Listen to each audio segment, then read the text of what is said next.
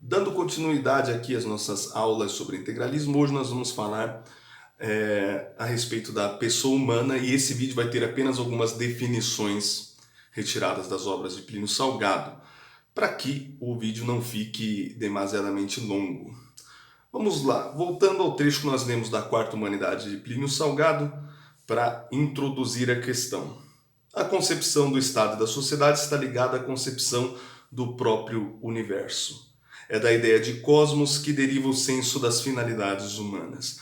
Cosmos é uma ordem, né? E qual é a cosmovisão que o integralismo apenas admite?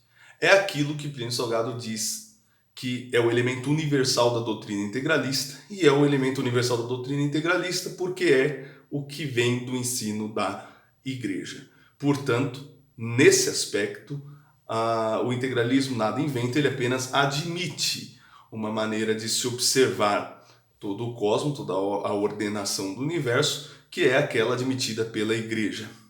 Então, a proeminente cultura que formou a civilização ocidental, formada da fé judaico-cristã, da filosofia grega e do direito romano, é admitida pelos integralistas. Ali e dentro dessa cosmovisão é que os integralistas operam. Vamos lá. Compreendendo-se, então, uma vez inserido nessa ordem, o homem inserido nessa ordem, que você vai compreender, né, para qual é o senso das finalidades humanas, né?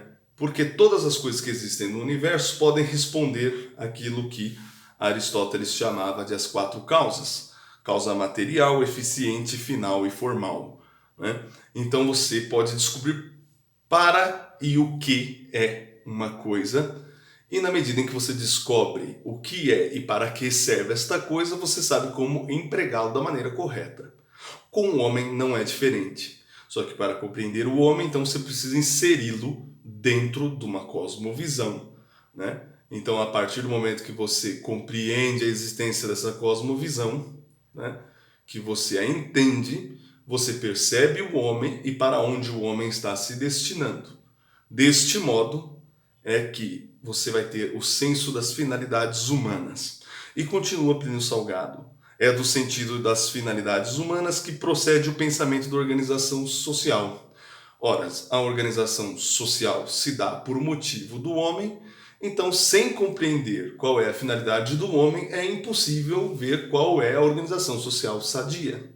Então, depois de verificar qual é a finalidade do homem, nós vamos ter uma noção muito mais clara de qual seria a organização social sadia. Daí, né, do pensamento da organização social, que decorre a orientação política, com influência, por sua vez, na sociedade e no Estado. Certo? Bem, é óbvio que depois de você verificar qual seria a ordem social sadia, você pode pensar na política, que é a arte do bem comum. Você pode pensar nela de uma forma mais, vamos dizer assim, mais intensa, mais equilibrada, de modo que você já imediatamente dispense aquelas visões parciais e erradas, né? Todo pensamento político começa por responder à pergunta o que é o homem, né? Então, a partir do erro sobre o que é o homem, você já tem visões distorcidas e erradas, né? Muito bem, então, se nós precisamos descobrir qual é o senso das finalidades humanas, né, para descobrir qual é a orientação social mais sadia, depois disso a política sadia que vai, por sua vez, influir na sociedade e no Estado, nós precisamos responder a uma questão muito importante: o que é o homem? Muito bem, o Plínio Salgado dá essa resposta no mesmo volume das obras completas em que está a Quarta Humanidade, mas em outro livro que está acoplado nesse volume, que é o Direitos e Deveres do Homem. É um livro que ele escreveu, Plínio Salgado escreveu, por ocasião das discussões a respeito da Declaração Universal dos Direitos do Homem.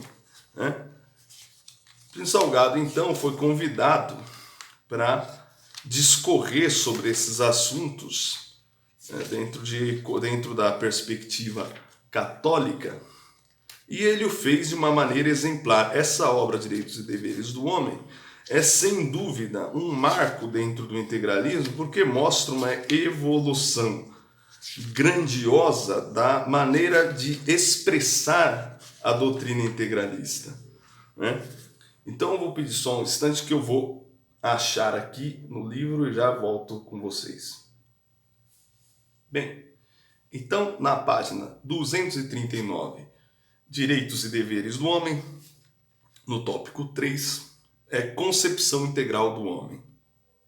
E Plínio Salgado diz o seguinte: o homem para nós, que evitamos os dois escolhos a que se refere Pio XI, na sua encíclica Quadragésimo Ano, o do individualismo e do socialismo, para nós, que não podemos compactuar nem com o materialismo dogmático, nem com essa outra forma de materialismo que exclui toda consideração metafísica.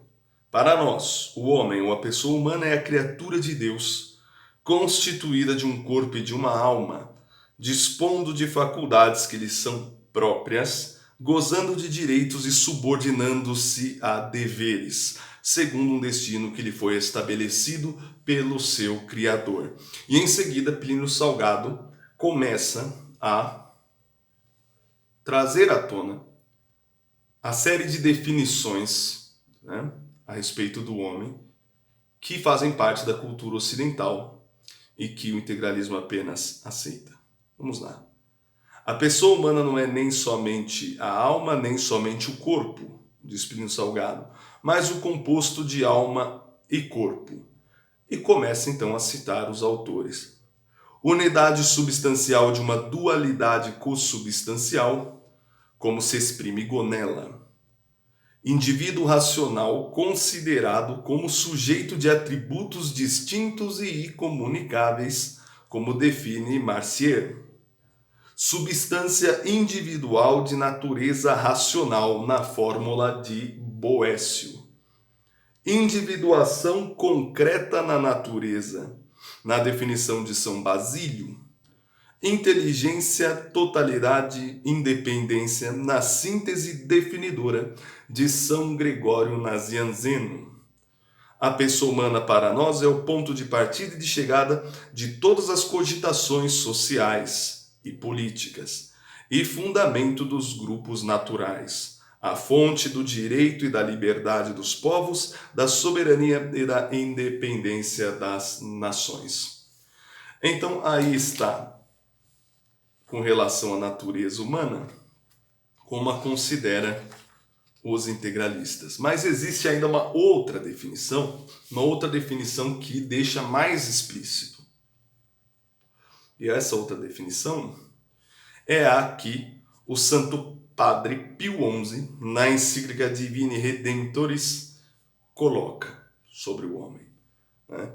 E essa o Plínio Salgado escreve na página 242 do mesmo livro. Ele diz: o Papa: o homem tem uma alma espiritual e imortal, é uma pessoa adornada admiravelmente pelo Criador, microcosmos, como dizem os antigos, um pequeno mundo que excede em muito o valor de todo o imenso mundo inanimado.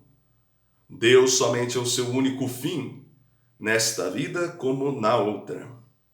A graça santificante o eleva ao grau de filho de Deus e o incorpora ao reino de Deus no corpo místico de Cristo. Ademais, Deus o dotou com múltiplas e variadas prerrogativas, direito à vida, integridade do corpo, aos meios necessários para existência, direito a atender ao seu último fim pelo caminho traçado por Deus. Direito de associação, de propriedade e do uso da propriedade. Na próxima aula, então, nós vamos explicar o que decorre de você considerar o homem pessoa humana em detrimento da noção de indivíduo, né, tão popularizada graças a Rousseau, né? E nós vamos ver que a decorrência disso define, deixa claro ou estabelece, né, a maneira como o homem, ou as maneiras igualmente lícitas com que o homem deve destinar-se ao seu fim último.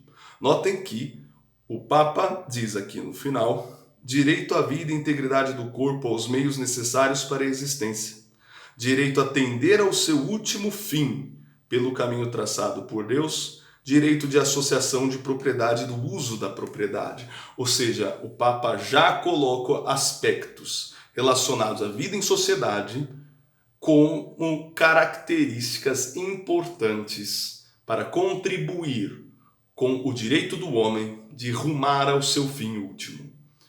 Ao seu fim último, isto é, o fim último do homem é Deus. Nós vamos ver as implicações disso que nós definimos nesta aula pelas obras de Plínio Salgado na nossa próxima aula. Até mais e até a nossa próxima aula.